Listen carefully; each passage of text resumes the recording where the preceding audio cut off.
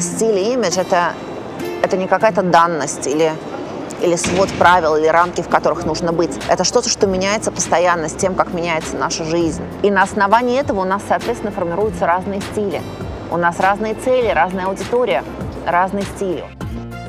Слово «семинар» абсолютно целиком себя оправдал. Вот то, что называется семинаром, я сейчас здесь увидела. Потрясающий семинар, рассказанный очень простым и доходчивым языком. Это очень полезный семинар. Я стала задумываться о вещах, о которых я раньше не задумывалась.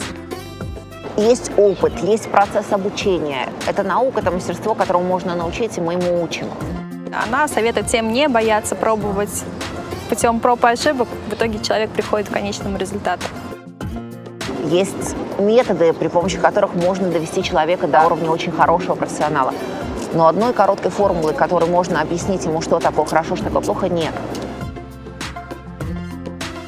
Это очень информативно и очень полезно. И хочется еще и дальше. Я открыла для себя очень много нового, и в следующий раз я приду обязательно.